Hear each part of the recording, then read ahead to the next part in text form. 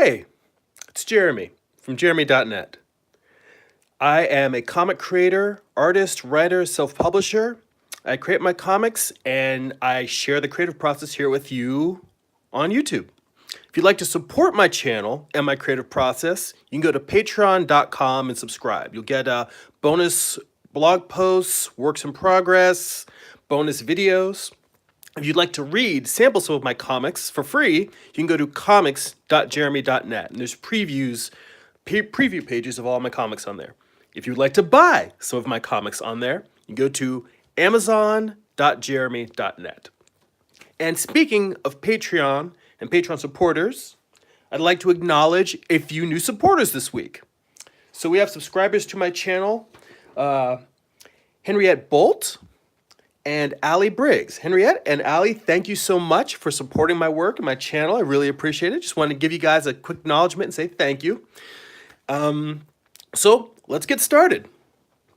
What we've got here is the last page of Morningstar issue 7.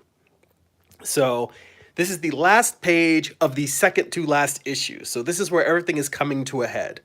See, I've already see some folks in the chat. See Ion Rocks in there. Hey man, how you doing? Good to see you.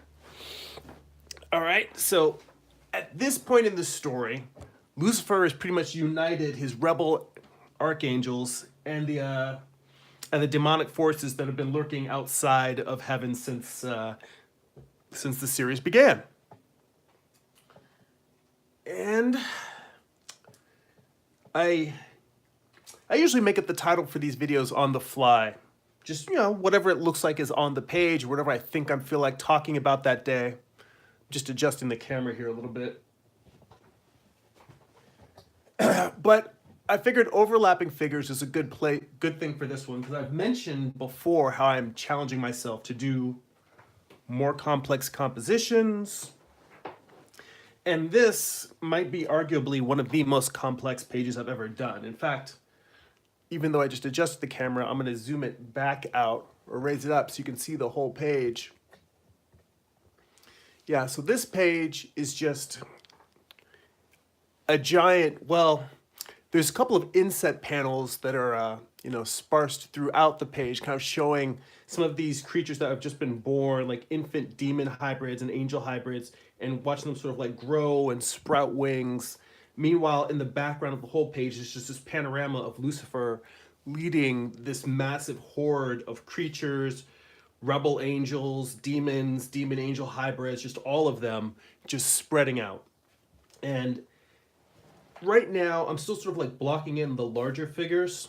What I'm going to do is all of the smaller, tiny little creatures that are almost like birds in the background, I'm going to do those with a smaller brush when I'm done, to kind of give you a little bit more of a sense of depth, like you saving the larger outlines and bold silhouettes for the creatures that are more in the foreground, or particularly this. What's interesting here is that this guy isn't really in the foreground per se, but he's super massive. So he's just like, like maybe a 2-story tall demon, because you can see another angel kind of flying out from behind his wings, or sort of around the side of his wings. So the scale in here gets super wonky because the angels are all, relatively human sized, but the demons are all, some are like small dog or cat-like creatures.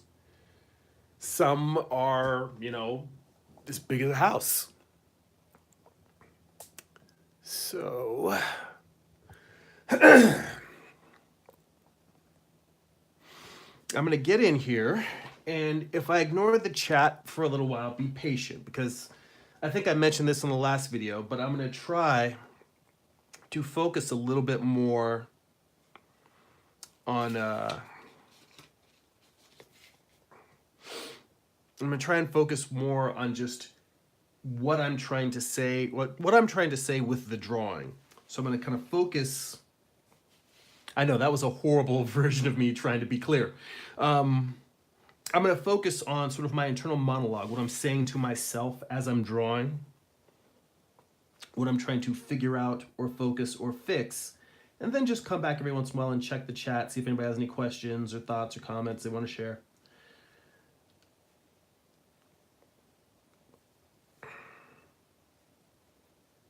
So yeah, with this guy,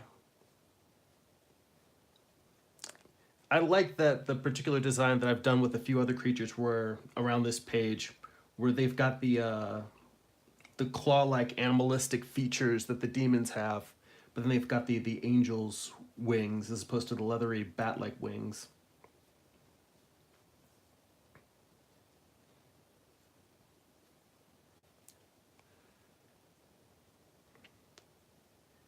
And I guess the challenge here is defining these wings the way that I've been defining them in the past without putting too much dark in here and making the whole thing just overshadowing the page, I guess. It's that challenge of balancing the actual value in terms of light, like light and dark, how much light is being exposed on something, versus the value of the local color. For in this case, all the creatures have dark skin. All the demons have like black, midnight black skin.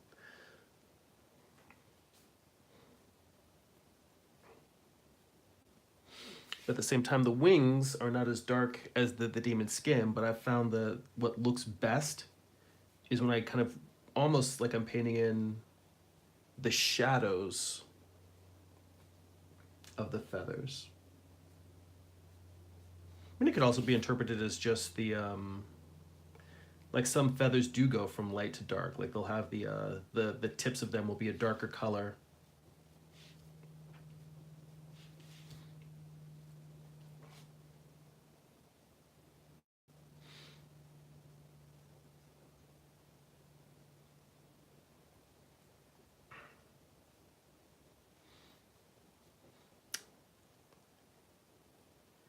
But this whole entire page is an exercise in modulating light and dark because I've got these overlapping figures throughout the entire page.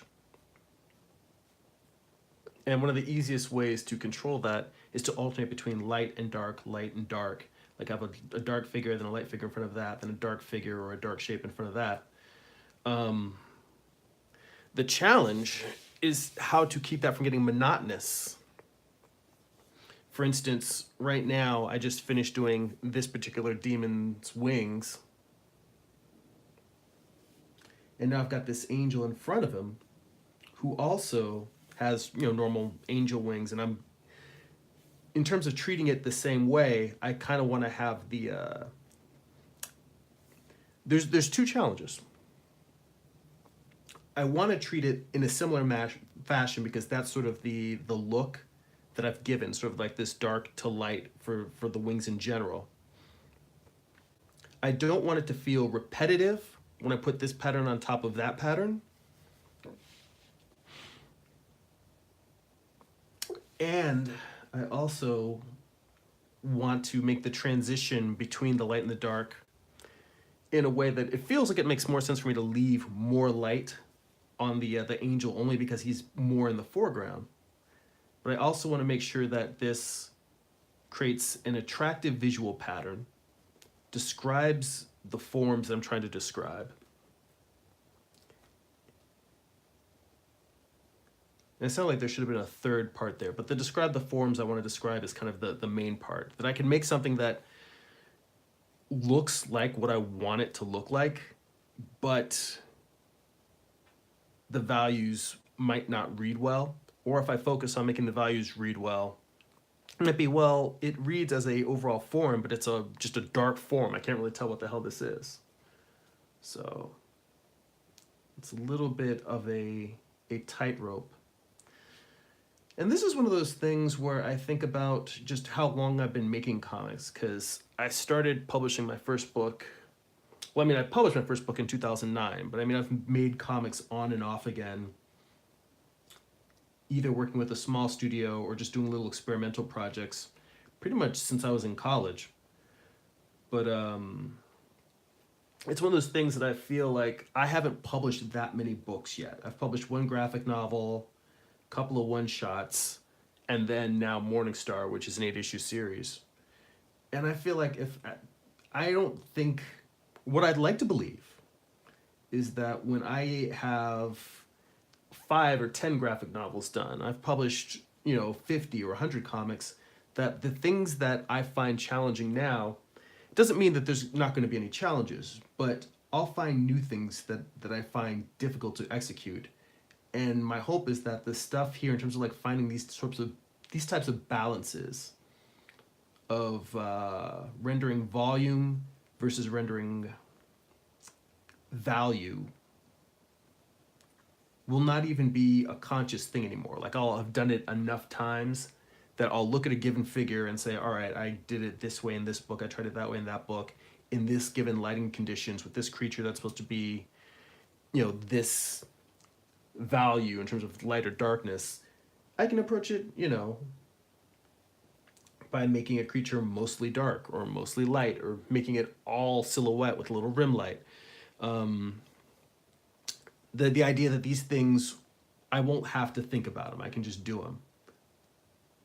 But I feel like that's something that takes many years. But it's a good thing that I am patient.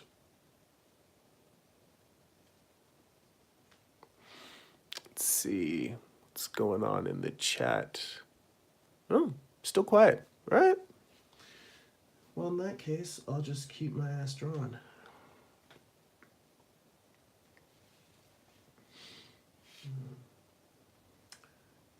I still stick by the idea in general that I try to draw organic things with the brush and mechanical things with a micron pen. But I have found that for a lot of small poses, if I'm drawing a character holding a gun, like I've got this guy's rifle, it's just as easy for me to just draw the rifle with the brush. There's no reason to have to break out a straight edge just for this part. I mean, I could. I don't think anyone would think it's going to make the project any worse, but it's more of one of those things where in trying to work faster and more efficiently to save stuff like the microns for things that I really want to be specifically, like let's say I'm drawing a shot of a stagecoach. I want to make sure that that looks like how a stagecoach should look. Use ellipse templates for drawing the wheels. Oddly enough though, stagecoach would still have that organic shape on the top. So even with that, I'd still be mixing the mechanical and the organic. I was just thinking about that now because as I start drawing this rifle in, I'm like, well, do I need a straight edge? Usually if there's a page and I know that there's, like, for instance, a establishing shot of a city, even in the Old West, in Morningstar, stuff like that, I will sit down and I'll do all the straight edge work before I do anything else. Mainly because it's kind of like one of those things of eating your vegetables first so that you can kind of just play and enjoy and don't have to think about it drawing the rest of the page.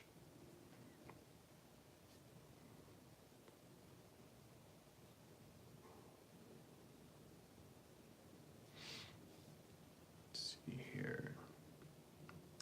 This guy's got a vest on underneath. It's funny, sometimes I'm drawing these and I have forgotten what I put in my layouts. Even though I had the layouts here underneath, blue line printed on the page, I may intend for something different in the shot than I start drawing, and I'll have to go back and look at my layouts, the ones that aren't converted to the light blue, so I can actually look at the drawing and analyze it for a second and say, wait, is this character supposed to be wearing this or that? Are they wearing a hat with a curved brim or a flat brim? Are they wearing a tie or one of those little bolero string things?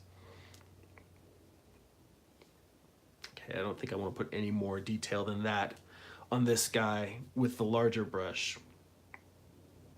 My trick is to use the smaller brush for either details within a larger figure or use it for figures that are in the background.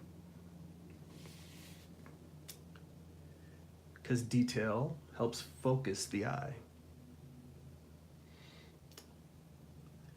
I wish I could remember who it was who told me that, but a lot of art instructors have told me that. So I don't, if I were to give attribution to one, I'd be missing out on others. But many people have said that detail isn't just about describing, it's also about focusing where you want your viewer's eyes to go.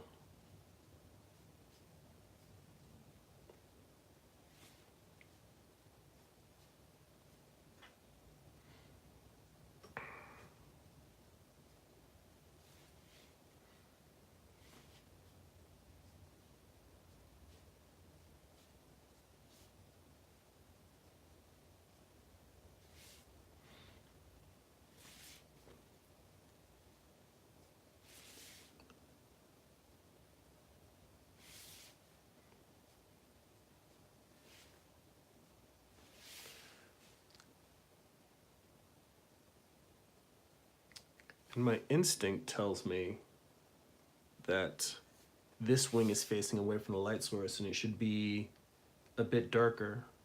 But I think that I will probably do that in Photoshop instead of doing it in the inks, only because it'll give me a little bit more value control, and I can let this area, almost like letting the shadows in here, in the wing, not the shadows, but the feathers, the darkness of the feathers, I can let them frame the silhouette, the outline of the rifle. All right. So I'm looking at this, trying to figure out where to move around the page next. Because this guy seems like he's already got all of his stuff taken care of, although some of these shadows don't feel as rich of black, which is funny because this part, it's highly unlikely anyone's ever going to see this in print because this guy is so far off the edge of the page. It's like he's really going to be in the margins, probably not much more than like, in fact, this hand is going to get cut off in the middle, so you're not even going to see his head. You might see a little bit of his teeth, but just as I look at it, trying to make the whole page feel cohesive, I want to tighten that up.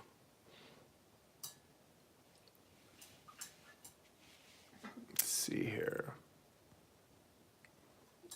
Oh, I see some folks hanging out in the chat. Some comments. I see Wiley Reed there. Hello, good to see you. Talon Shepherd or Talon Stevenson. I don't know where Shepherd came from. Talon Stevenson is in the chat. Thank you so much. Glad you liked the. They said the way you do wings looks great. Thank you. I really appreciate that. What's funny is somewhere maybe 2 months ago, I was doing videos and I was probably complaining about the fact that I feel like I've completely forgotten how to draw wings. Like I had a process down, it looked good, I could draw them quickly, and then I had to basically go back, look at my old issues, and try and remember from previous issues of Morningstar, how did I draw this? And I sort of relearned the process I'd figured out. And so now, hopefully I won't forget again. Just, you know, fool me once, shame on you. Fool me twice, shame on myself for not remembering how to draw. Ion Rocks asks, what do you think about the term, the color and the shape? Well, when I hear that, I think of the Foo Fighters album. I don't really think of it so much in terms of drawing terms. When I think of, when I think about color, well, there's elements when we look at any given object that we draw or paint. There is hue, which is the actual color where it is on the color wheel. You know, red, green, yellow, blue, orange. Those are hues. Then there's the value, which is how light or how dark, how close to black or how close to white it is. And then there's the saturation. So if you look at it in Photoshop, how they have a hue saturation value, like you can use your color picker and just go by RGB, CMYK, and then one of the other options is hue, saturation, brightness. And that's one that I've been using a lot more. I actually use it a lot when I'm working in Illustrator, because I'll be changing multiple objects at once. I'm trying to manipulate, like sometimes I'm literally saying to myself, all right, I compare it to an object that's next to it, either in front of it or behind it, and I say, do I want to warm this color up or do I want to cool it down? So I'll shift it, shift the hue either, closer to the blues or closer to the reds. Usually making something lighter or darker is the last thing that I'll do, because my day job, I'm working in the toy industry. A lot of things we generally want to have bright colors. So generally people think, oh, I want something to stand out. Light colors come forward, dark colors recede. So they'll just say, oh, I'll just make this darker because I want it to be in the background. I try to make things lighter, darker. I won't say as a last resort, but I will try to keep things brighter first off, and I'll either try to make something slightly warmer or slightly cooler. It's weird to be talking about color when I'm working all in black and white, but plus I feel like I still have a ton to learn about working in color. That's something that if I had more spare time, I would be doing paintings in my spare time to expand my understanding of color. So I mean, it's like I've learned the basics, but learning the basics and being able to execute them are two different things. So it's like I have information like what I just said about, hue, saturation, and value. But being able to execute that is very, very different from being able to rattle off, I won't say statistics, but just formula, perhaps, color theory. Color theory might be might be the appropriate term. Being able to rattle off theory is not the same as being able to execute, being able to make work that demonstrates these concepts. But yeah, when I color and shape, like you were saying before, other than that song, I mean, shape and value, shape and volume, that's what I meant to say. Shape and volume are completely separate from color. Color is a whole different issue. Now, value can relate to shape and volume in the sense that value can be used to describe form, in the sense that if you've got an object, and I think I've done samples of this before, where I held up like a skull to the screen once, but if value is how light or dark something is, and let's say, reach over and grab a little package of dental floss.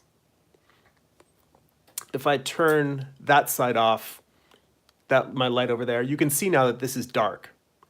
This isn't dark because this actual object is a darker color of teal on this side. It's darker because there's light hitting it on this side and there's the absence of light on this side. That's value. That's value. It's just the fact that like something is either darker or lighter, and that's why when you talk about color can be something as darker. Color is if this was an object that had a light green, well, teal. If it was light blue green in here and then a dark blue green on top, that's color. The fact that this is dark because light is turning away from it, that would be value. So if you were to say color and value, that's something where you can have a conversation about how those two things interact.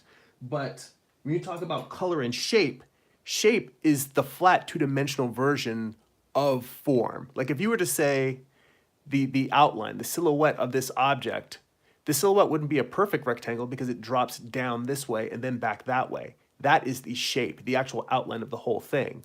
The form or volume takes into account this edge that's facing towards the camera, this edge that's facing up, and this edge that's facing away. So I don't know if that answers your question. It seemed like it was just, in terms of how art terms and art values art terms and art concepts are discussed, there can be some that are just very specific, and there's no arguments or debates. There's some terms in which people can interpret them in a variety of different ways, and generally, I may I'm I feel like people can kind of think about things however they choose to. If it's a term that has space within it to genuinely describe or think about it in different ways, then I'm like, you know what, if that works for you, if it helps you create compelling work that you're interested in, then go for it. Yeah, I'm not particularly obsessed with people having to think about things or describe them in just one way. In fact, think about art concepts in ways that I don't actually agree with, but looking at them just as a thought experiment, looking at them in a different way, can be very educational in terms of broadening my own personal concepts and approach to art. I may be able to take a piece of a tool, like I may not agree with someone's entire art theory, but if I can find something in their ideas that is useful to me, take it and run with it.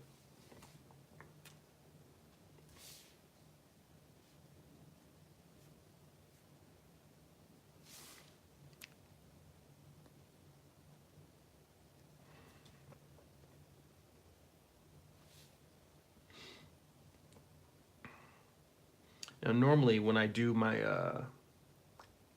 backgrounds, I will make a conscious choice to either make the background lighter than the foreground figure or darker than the foreground figure. But I've been thinking about the idea of trying to use lost edges in my comic pages. And I think I've heard this concept before from there's a buddy of mine, Paulo, a former coworker, who is a painter and teaches painting. And he had given us a demo before talking about different types of edges. But I've also heard it, like I think in one of Noah Bradley's videos on his YouTube channel, and talking about painting. And I've watched a few other videos. And if I remembered them off the top of my head, I would give them credit for it. But unfortunately, I don't remember. But the concept of hard edges, which is just you get to an object, and let's say this is the edge of it. That's where it ends, the boundary between this object and the thing next to it. That is a hard edge. A soft edge is just what it sounds like. It's when something kind of blends or turns. In ink, it would be hatching. If you're drawing with something soft like graphite, or you're using paint, when something kind of blends in terms of going from one plane to another, that's a soft edge. Soft edge is just an edge of a form that's turning. And then lost edges are when you have one object that's overlapping with another object, but instead of them being separated by a boundary, they blend into each other. So for instance, I'm just going to try and see how it looks. Normally I would have, and I intentionally did this, I did this as a test, and then I'm probably going to do it in future pages. Maybe I'll find some shots to work it into in issue 8 of Morningstar. But down here I've got these feet, and I'm only drawing a little bit of the leg, because what's going to happen is normally there is a dark forest behind the lower half of the demon, and I am going to just draw the dark forest and let the legs blur into that. Not blur, but blend into it. So there isn't going to be a separating edge or a rim light, sticking out so that you can see it the way I would normally draw it. It was just something I want to try. I try to be attentive of things that I can do that I haven't done before. I'm always trying to experiment. You know what? I don't like, for some reason, and this is one of the reasons why I talk about tangents all the time, I was just looking at this leg, and for some reason in my mind, it shifted from being the lower part of this guy's leg, which probably is the reason for me finishing that line, to it being like an extra part of the rock coming out. So I drew it like it was covering up that toe, like it's behind a rock, when really this leg is supposed to be going back.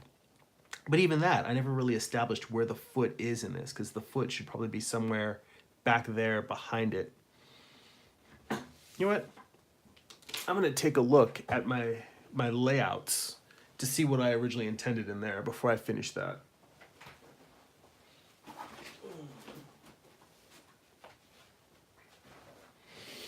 Normally I keep my layouts, in a box when I'm done with them, put them away. But I carry one of the sketchbook versions of Morningstar Issue 5, which are available for purchase on jeremy.net. But yeah, I'm looking at this, and all right, I guess it actually makes kind of sense. The fact that the reason why I didn't finish the foot is because the foot is in the foreground, and this leg, the leg on the left side is actually coming forward and stepping across that foot. This ankle is sort of like twisted and going back, and even though the foot is coming forward again, that should actually be behind this leg. So I'm going to go ahead and just paint right over that talon.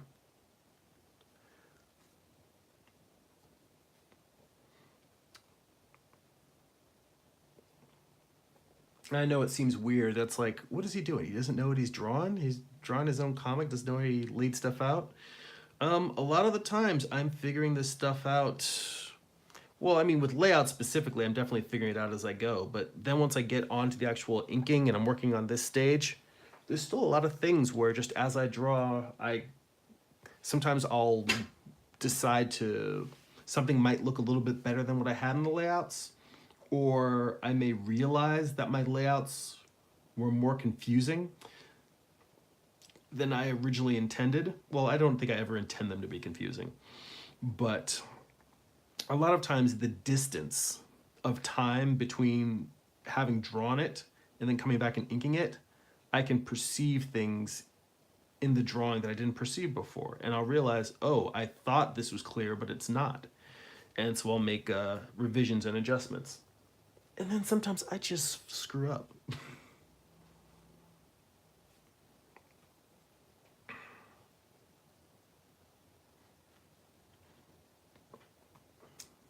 This guy has like weird, because I was doing sort of an Akira kind of thing, like with this guy bubbling up and he's got tiny little demon baby arms and he's got like a massive arm bubbling up out of there.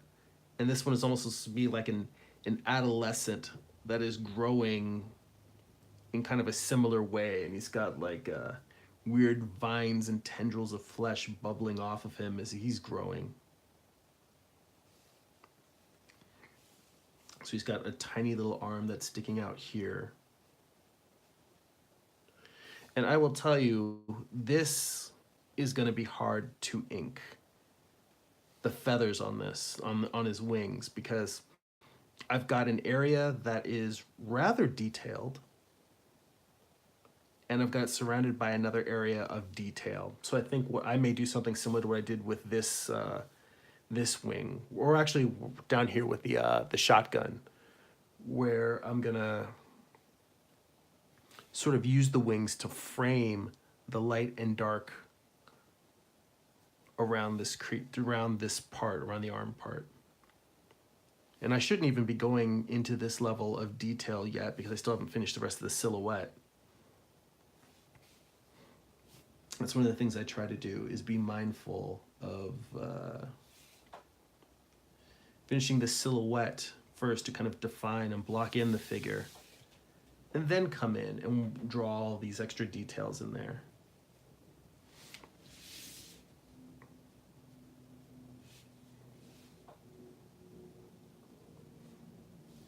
All right.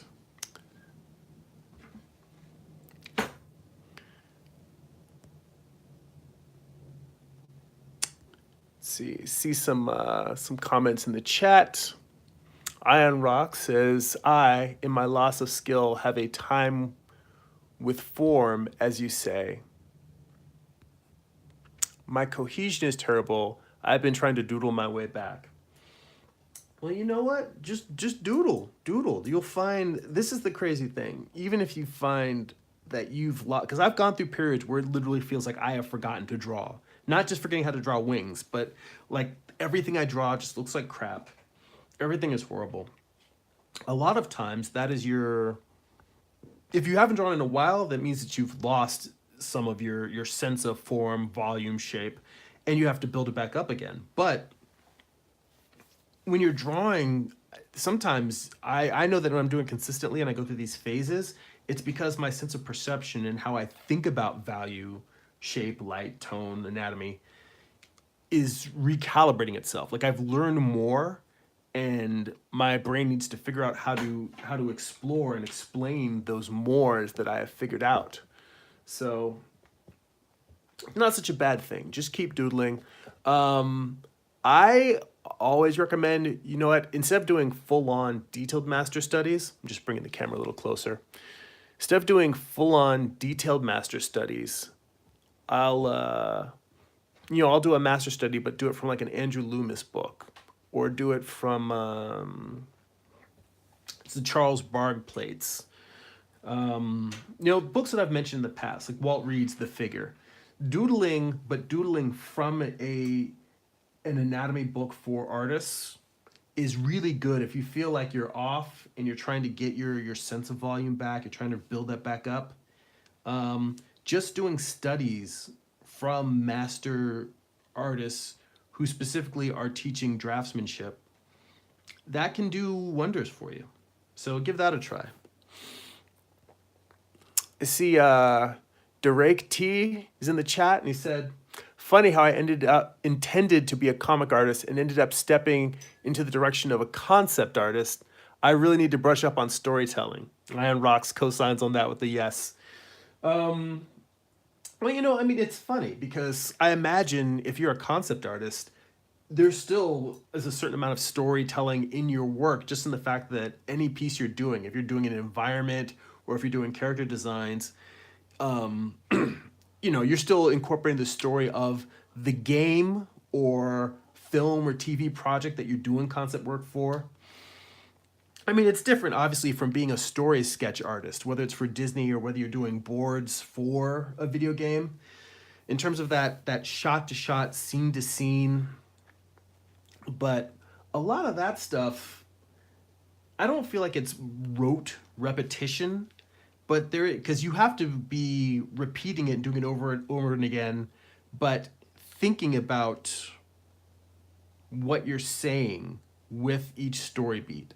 Because my personal storytelling style, first off, it's very different when you're working for other people, because I know that the way that I'm choosing to tell stories might be very different from what I would be asked to do by a director or a lead artist on a project. But for me personally, my storytelling has shifted from like if you've ever looked at Scott McCloud's Understanding Comics, he breaks down time within comics artists from you can have moment to moment, which is literally like you have 1 second and then what happens a second later, like an character blinking. You can have action to action, like a character raising their hand up and then cocking their hand back to throw a punch, and then the shot of throwing the punch. Let me see, second to second, action to action. I think there's one more in there, but then you go scene to scene, which is literally just going from one location to another. And then there was like 5 of them. I'm tired. It's Sunday morning. But I'm sure if you've seen the book, he talks about the different ways you can show time passing. And I know that early on, I was very much a moment-to-moment, action-to-action. Like everything had to seamlessly line up with the shot before it. But I've found that over time, I'm starting to learn to play with it more. And it doesn't mean that I don't use moment-to-moment. I actually still use moment-to-moment quite a bit. But sometimes I'll say, all right, what does the overall story need in terms of pacing? it's more sort of like I will pick out sequences or actions that, in order for it to be clear and explained, for those I may do, like, I used a lot of 9 panel grids in later issues of Morningstar because I realized I had so many things that, in order to be told clearly, I really had to show this is the action, this is before the action, this is the action, and this is the result of the action. But then I also had places where I had to have conversations and jumping around time a lot, and I would use a similar layout, a 9 panel grid, but instead of that, I would go from one character talking to another character hearing the results to showing something that they're talking about that's happening far away at a different time. Those are all pacing issues. And I guess when you say about brushing up on storytelling, I still feel like I'm learning a lot about it, but it's a matter of one, clarity, and then two, what does the story need in order to convey everything that you want. I was reading a book recently, or rereading rather. It's a book that was published by John Hancock, and it's called the Alex Toth Doodle Book. Alex Toth, of Space Ghost and Hanna-Barbera character design fame, classic brilliant comic book artist before he moved into animation. And he had developed a friendship. I forget the name for a relationship that's told through letters, but an epistolary, I think that's a novel that's written in letters. But point being is that he had developed a relationship where they were sending letters back, and Alex Toth would include doodles with his letters and would also critique John Hancock's artwork, because aside from being a comic retailer and a comic book creator, he was also a comic creator, and just being able to get that kind of feedback from a master artist is an invaluable opportunity. So he published this book, John Hancock did, that had a collection of his sketches, of the sketches of Alex Toth, his doodles. And along with it were a lot of notes about the writing process, about the storytelling process. And the thing that he pounded into John's head over and over again was just clarity, clarity, clarity. I think about that with every issue I draw, because clarity has gotten away from me in recent issues. Some of them have gotten a bit muddy. Like even this page, I feel like this is me trying to be ambitious, and in that ambition, I may have lost some of the clarity. I won't really know until I see how people react to it within the context of the full issue, the full comic. But that idea of being able to make sure that the reader is never feels lost. Now that's hard to do when I'm talking about like a page I'm doing here, where I've got intentionally a menagerie of creatures all over the page. It's me trying to push my skills, trying to see if I can still make the story understand, if I get people to still understand what's happening in this moment while I've got a tremendous amount of things going on. And I think from the layout that I've pulled it off, and I think from friends of mine, like one of my coworkers will kind of look over my shoulder when I'm doing my my sketches during lunch or working on pages, and has positive reactions to it. But really it's going to be when the page is in the book, how people respond to it. But yeah, that storytelling is tough. I feel like I won't say it's a problem. I'll feel like what I continue to do is, whenever I feel like I'm getting good at storytelling, I'm good at getting good at a certain aspect of it, I've developed some facility, I don't want to get stale, so I immediately start pushing that facility. And when I say pushing it, I mean doing things where I've built up a process that works, and then I keep saying, well, how far can I bend this process until it doesn't work? So even if it seems like I've got a handle on things, I may be pushing it so that you might say, well, wait a minute, this works, you have storytelling down, why are you doing these things that are counterintuitive, or it's like I like to walk the edge of my knowledge. I like to go push what does work right up against the things that I absolutely cannot do, in the hopes, not in the hopes, because I do believe that that's how you get better and that's how you grow. It's by pushing yourself up against the limits of your abilities. So this page, it's funny in talking about that. This page is kind of a fine example of me trying to push my limits. Like I've mentioned before that there's a lot more crowd shot. There were so many crowd shots in issue 7. And I kind of said to myself, all right, I've proven I can draw. First off, I still don't feel like I'm as good at them as I want to be. So part of me said, all right, I've proven I can draw crowd scenes. I don't need to do this on every single page. But yet, even my execution of the ones I've done weren't as good as I would like them to be. I feel like they were executed decently, but I don't know if they were executed masterfully.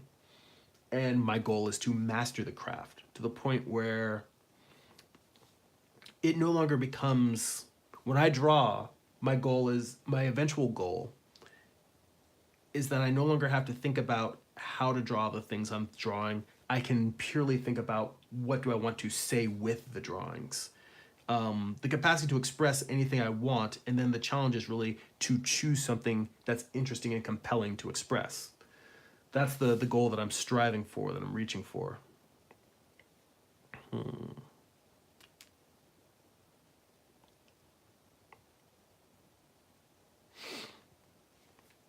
see here. I see Alpha Protos in the chat, and he says, keep the panel gutters visible and you should be fine. Well, I hope so. Well, I mean, also, this is a page that's going full bleed, so I don't know if you caught the early part of the chat, but I've got marks that you probably can't see unless I bring the page close, but I usually, like, I'll print the crop marks, that little X there. So there's crop marks in every corner, so I already know where it's going to be cropped. But for a lot of this, like, it's going to go right down the middle of these creatures that are in the border.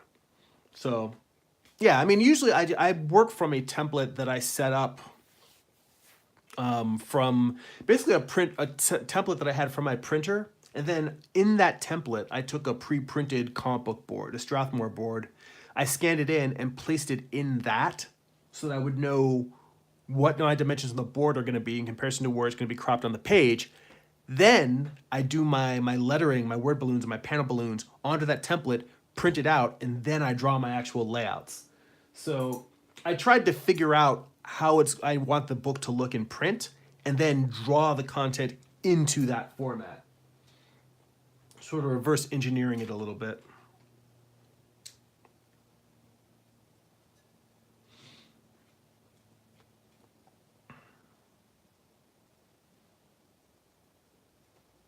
Now, trying to leave a little bit of light here, showing these change of directions in terms of the as the hips are twisting here. I've got the creature doing sort of a weird, not quite a twerk, but a weird twist to its body.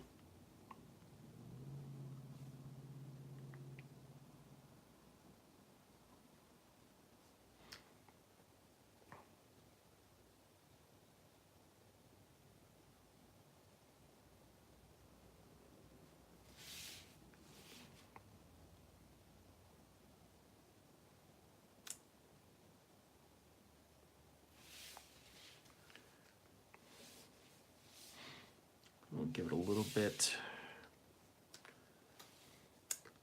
put a flat line here, and then give a little bit of feathering coming out of there. It's funny, when I drew the feathering on this side, I was pretty unhappy with this, and in fact, I think I'm just gonna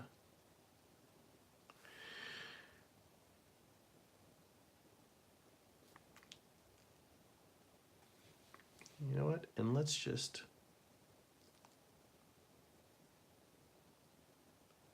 let those feathers kind of go in and disappear.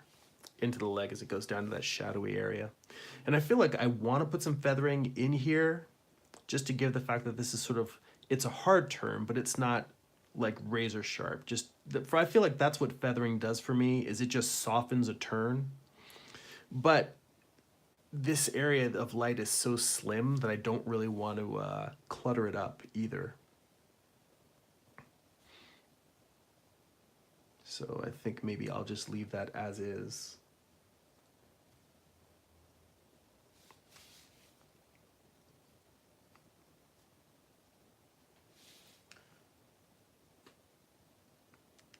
Now on this side, there's a little bit more room. I can put in a little bit more feather there.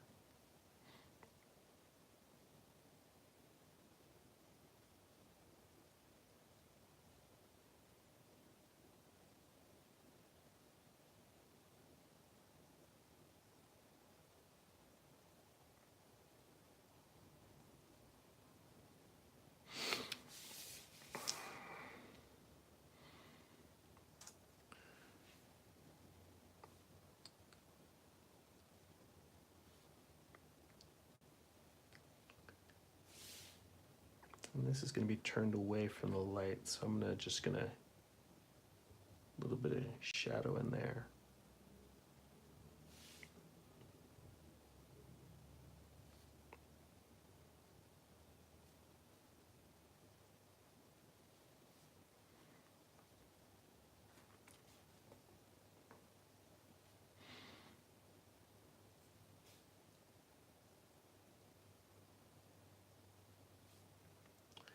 Yeah, sometimes feel like I have to watch myself, because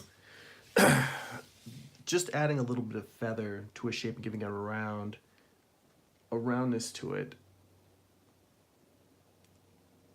feels pleasant to me. It looks like what I want a page to look like. And consequently, because of that, I start shifting from actual description to just technique. And what I mean is I'm putting marks on the page not because they're saying what I want to say, but just because, oh, stylistically, this looks cool. And that's something that I want to resist. I think I would rather give up cool looking marks in order to get something that's actually expressive, that's descriptive.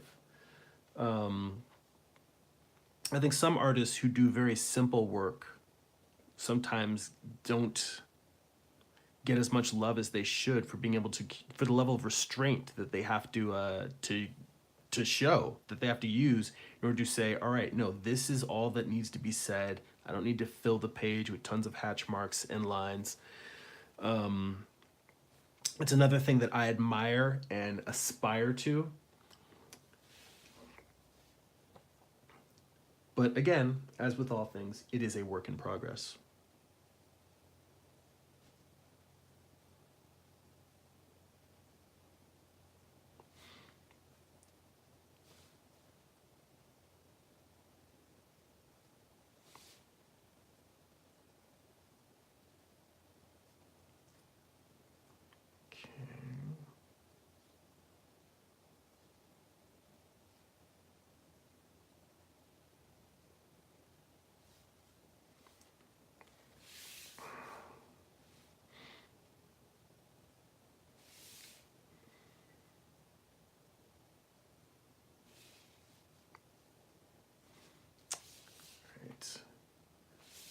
Now on this side, the framing.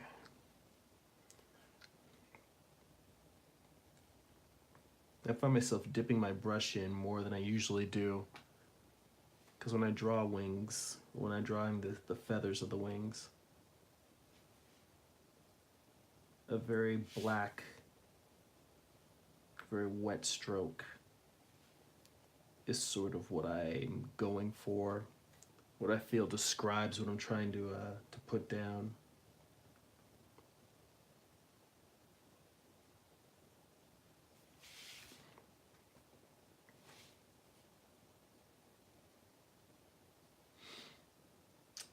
All these feathers are like little arrows pointing in to the arm. And then just a little bit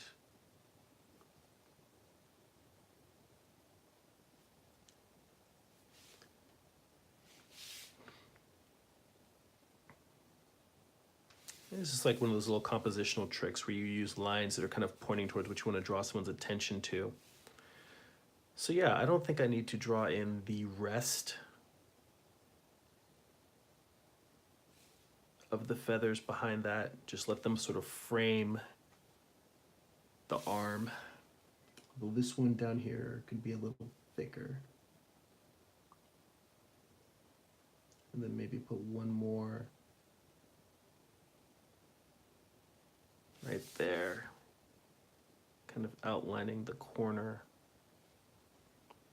of the rib cage.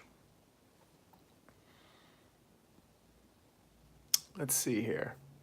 Got a couple of questions. Let me go back up. Alpha Proto, I have a writing question for you. How do you go from ideas for a story to telling a story? Well, I have a video, and I think that I've maybe mentioned it to you before. The if you do a search on my channel for how to write a comic or writing comic in there, this video will come up, and it's just me walking you through my outlining process. But for me, how I go from idea for a story to telling a story is really what I do is I try to think of a beginning, a middle, and an end. That's what you start with. You think of how does the story start? What is the bulk of the story going to be? Like in terms of, is it all going to be like a one long issue chase scene? Let's say you're doing a story that let's say that a character let's just say you're doing World War I. A character gets assassinated, a war breaks out. Like a character gets assassinated, Archduke Ferdinand, that would be the beginning. The middle is the war. And then the end would be, what is the climactic battle, or what is the event that brings the war to conclusion, or what is the end of the character's journey in that war? So I've just summed up World War I in a beginning, middle, and end. So you can take something that's very, very complex, a very deep story. You could take Lord of the Rings and say, what's the beginning, the middle, and the end? Then after that, you break it. I tend to break it down in terms of how much space do I want my story to fill. So if I want my story to be told over one issue, then I make out a numbered list of however many pages. So if I do 24 pages, so I'll make a numbered list of 24 pages. And then I just write down what are 24 things that can happen to make up that beginning, middle, and end.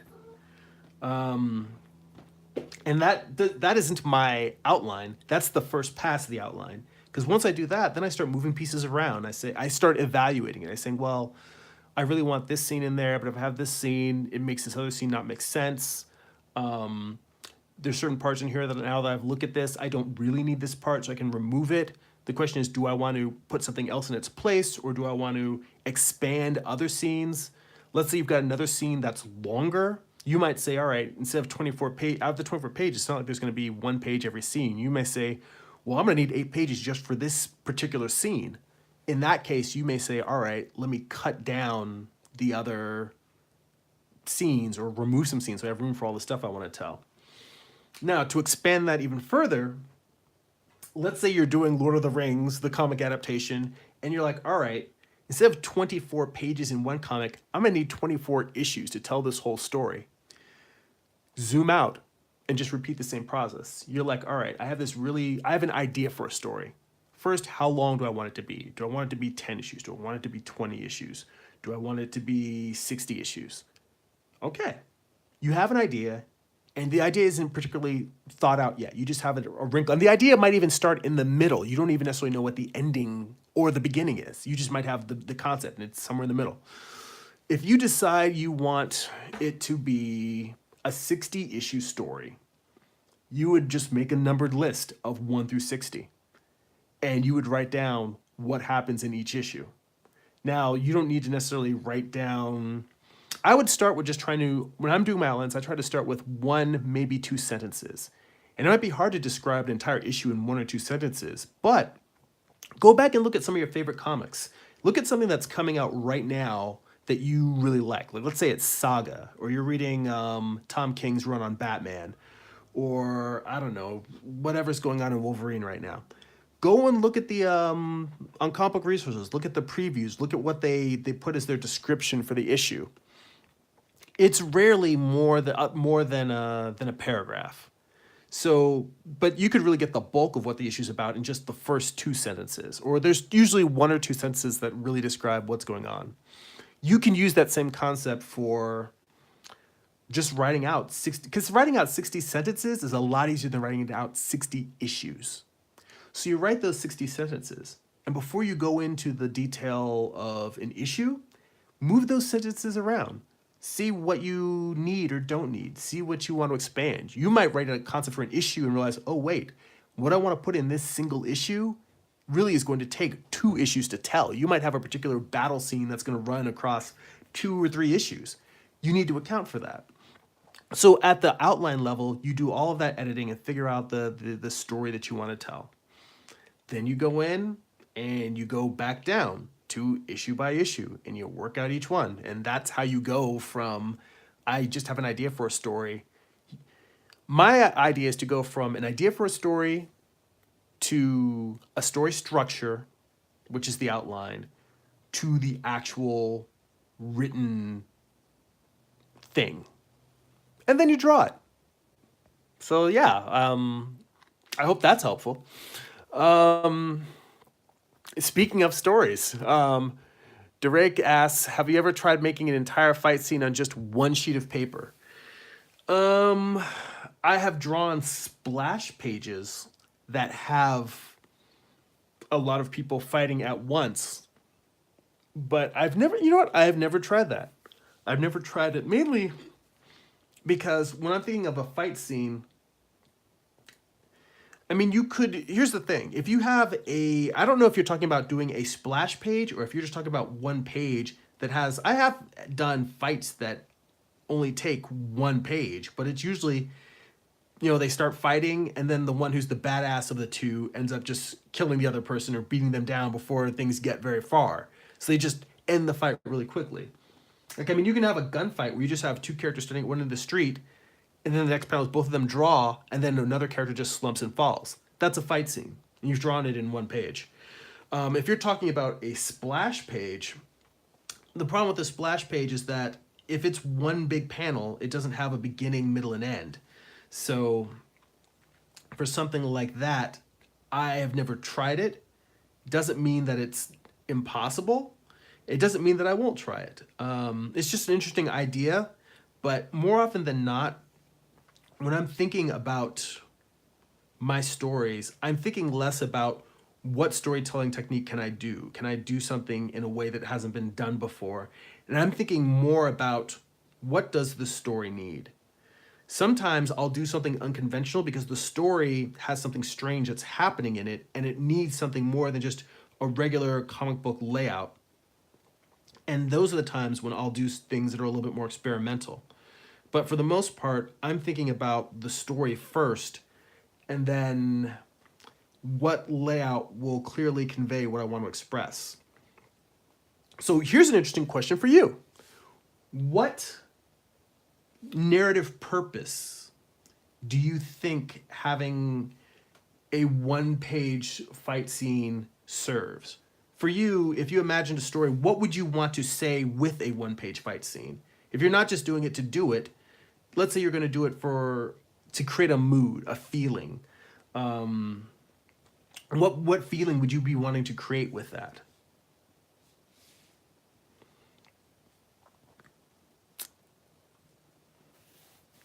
And Alex Proto said, thanks for the help on the writing. I'm happy to help. At some point, I've been meaning to post a poll online on all of my social media, but particularly on the YouTube channel, because you guys are the ones that see the most of what I'm doing. Morningstar, I've mentioned this in previous live streams too.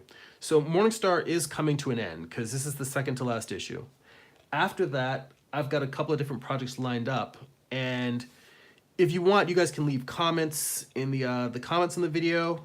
At some point on the community page, I'm going to post a proper poll. But then I just want you, I'm mentioning this now, not so you guys have to answer now. I'm mentioning it now so you guys can think about what you want. And then later on, when I do post a poll on the community page or post it properly on the video, you guys can have had a chance to think about it. I have a book that I've been planning to do about my writing process. So just a book. It's not even a book on how to write comics. It is a book on how to outline, because I do feel like outlining is one of the things I'm strong at, and I actually really enjoy outlining. Some people hate outlining. Some people feel like it stifles their creativity.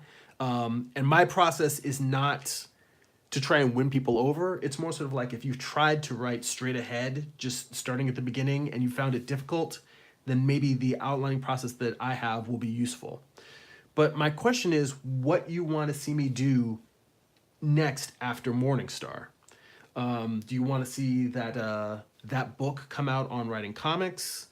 I also have a book that I just need to assemble. That's a collection of my figure drawing work. So it's like, do you want to see a book on figure drawing? Not on how to figure draw, because I still feel like I have way too much to learn to try and teach that. But a sketchbook of figure drawings. I have a one-shot follow-up to my first book, Eye of the Gods, which some of my friends have been saying for years, like, when is that book coming? So that is also on my list of stuff to do. Basically, I'm going to show you my to-do list of projects I want to do next, of like 3 or 4 projects, and I'll probably put it in the polls in the community section. Not today. I'm going to do it sometime in the next like month or two. So mentioning this now so you got plenty of time to think about it. But I'm going to show you my to-do list of projects I want to do once Morningstar is wrapped up. And I'd like to hear what you guys want to see most next in terms of the thing that I make. So again, you don't need to answer right now in the chat. And you don't need to, if you have thoughts, feel free to post them in the comments. But I'm probably going to post something in the polls section on the community page of this channel in another month or two. Right now, I realized I need to jam on finishing. I know that I'm on the last page of Morningstar, but I still need to gray tone the whole thing. I need to paint the cover and then get it off to the printer in time for WonderCon in March. And I realized that considering how little time I get to work on a daily basis, I'm actually right up against that deadline.